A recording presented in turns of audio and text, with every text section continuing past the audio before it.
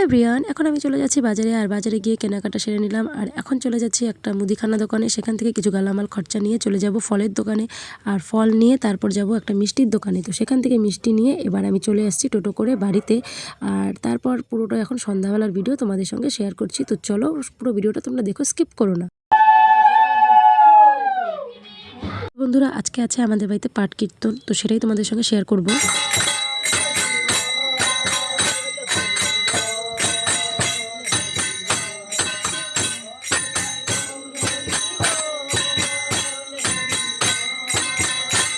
বন্ধুরা, কিছুদিন আগে আমার শ্বশুরমশাইয়ের মৃত্যুবার্ষিকী ছিল। আর সেই উপলক্ষে বাড়িতে কীর্তন দেওয়ার কথা ছিল, কিন্তু সেদিন যেহেতু চন্দ্রগ্রহণ ছিল সেই উপলক্ষে বাড়িতে কীর্তন দেওয়া হয়নি।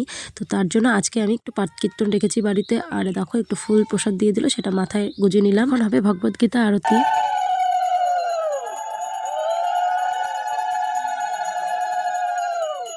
তো বন্ধুরা, কীর্তনে গেলে তো তিলকের ফোঁটা দিতেই হবে।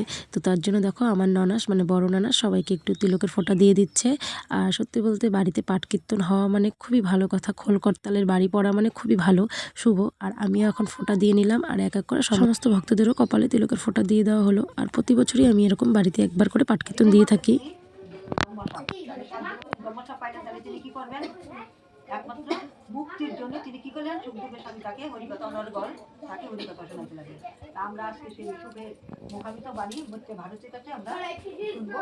আর সুখদেব পরীক্ষিতের কাছে, সুখদেবের কাছে পরীক্ষিত কৃষ্ণ কথা অনর্গল শুনবে। আর অনেক ভক্তবিন্দুই আমাদের বাড়িতে এসেছিল। আর এই দেখো বাচ্চাগুলোর অবস্থা, ওরাও কিন্তু মন দিয়ে গীতা পাঠ শুনছিল। আর তোমরা তো জানোই যে গীতা পাঠ শোনা খুবই ভালো। তো যাই হোক, এখন ওদের মানে গীতা পাঠ শেষ হলো, এখন একটু নাম কীর্তন করবে।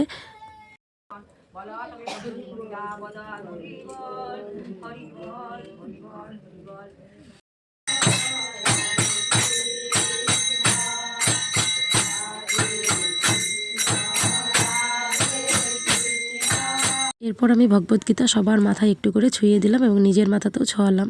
পর আমি বাজার থেকে যে বস্ত্রটা মানে শাড়িটা এনেছিলাম সেটা আমি এই পিসিকে দিয়ে একটু প্রণাম করে নিচ্ছি। আর তারপর হলো প্রসাদ দেওয়ার পালা। আর প্রথম থেকে ভিডিও করতে পারিনি, কিন্তু এখন দেখো সবাই প্রসাদ নিয়ে চলে যাচ্ছে। তো ভাবলাম এখন একটু তোমাদের সঙ্গে প্রসাদে শেয়ার করি।